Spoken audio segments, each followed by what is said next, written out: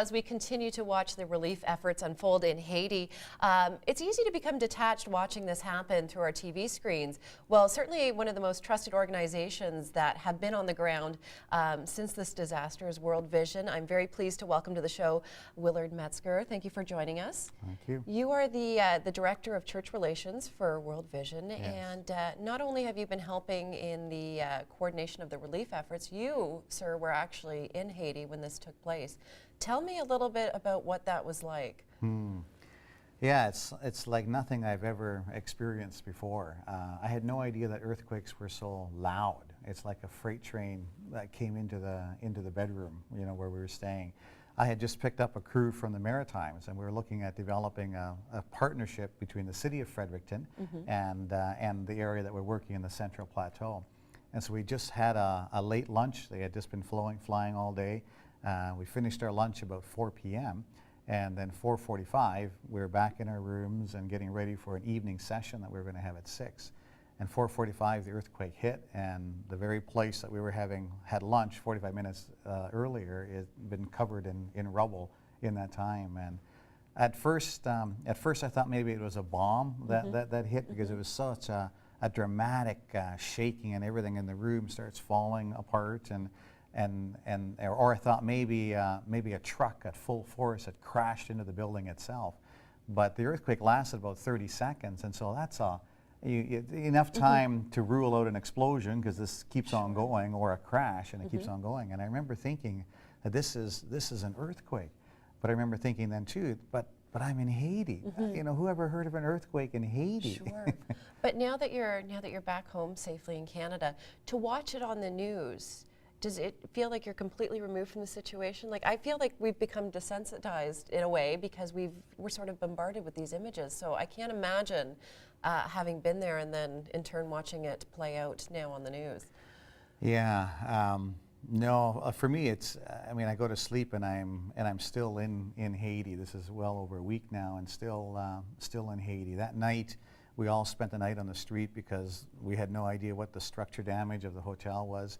And all through the night, the wounded just kept coming. And so the whole street outside the hotel was filled with people, and we became doctors. You know, there was one person there from the U.S. government in our hotel that had emergency medical training, and so he became the lead doctor, but we had no medical equipment, nothing. And I remember right after the earthquake happened, you're trying to get a sense of how serious is it, because you have no idea. Sure. But we were in Pétionville, which is sort of the hills outside of Port-au-Prince proper. Port-au-Prince is down on sea level. And right after it happened, I exited my room, and just if you can imagine, 3 million people just wailing and crying, and the throng of this, it just sort of wafts up to the hills, and that lasted all night, through the night. And so those images I don't think I'll ever, you know, be able to get them, because we had nothing. We had nothing. But you talk about how overwhelming the situation is, and trying to coordinate a relief effort. Where do you even begin with a problem? Trying to rectify this disaster, where do you start? And what has World Vision been doing? I know you're coming off the heels of a very successful fundraiser. What are sort of the first steps of getting aid to this country? It's really important for all the relief agencies to work together, and they are doing that, so that there are different areas where World Vision is primarily focusing on the southwest area, in the Pétionville, close to where we had our offices. But then, there's just so much rubble, so trying to clean up, you know, even start to maneuver around has been very, very difficult. So the first days, it was just, you could hardly even move. Great progress has been made, so the relief efforts are having some very good success. And I know a lot of donations, you can purchase an emergency kit for families, which really contain some very bare essentials, but are making a big impact to these people right now. It's blankets and toiletries and some things that are going to offer them some immediate relief. I know a lot of people that want to donate and may not necessarily have a lot of money to do so.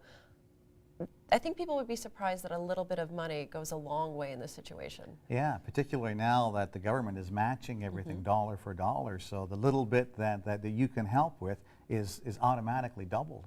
And it was exciting to hear the Canadian government remove the cap on that, because they started with a $50 million cap. Now that's been removed, so every dollar becomes $2. And so that's what's exciting. And that's been part of the healing for me in coming back, is to see the overwhelming response of ordinary Canadians everybody wanting to do a little bit, and that little bit has grown into huge amount of resources that are now available for Haiti. And that's exciting. And I think it's very exciting too, the way that, I mean, it's never been easier to donate, I think. And aside from going to the World Vision website, World Vision is also sort of capitalizing some of the social media resources that are out there. They're making it very easy through applications like Facebook to donate. Tell us a little bit more about that. Yes, if you just go on our webpage, worldvision.ca, and find out how you can download an application and just pass that along. And so that has been exciting to see the whole viral piece of the social media piece taking off. Excellent. And you know what?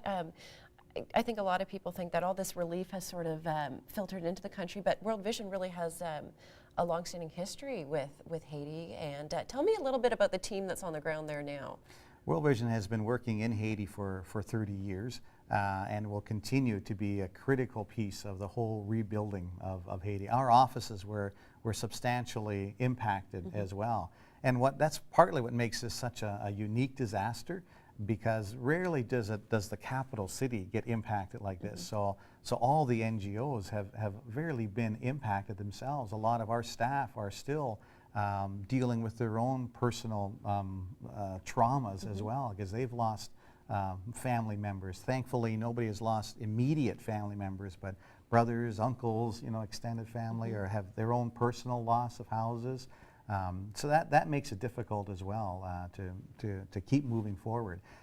World Vision International has responded, so there's a lot of people from across the world that are there and helping in the relief efforts. Well, we certainly applaud you and World Vision for your efforts to help this relief effort move forward. We hope you'll join us back again on the show to keep us updated as we continue to watch and pray for this situation in Haiti. For people that are looking to donate, please tell them where they can contribute to the World Vision efforts. Yes, if you go onto our website, www.worldvision.ca, or call our toll-free number, 1-800-268-5528. And as we said, every little bit makes a huge difference. Every dollar makes a difference. We encourage all our viewers to contribute, and we'll be back after this.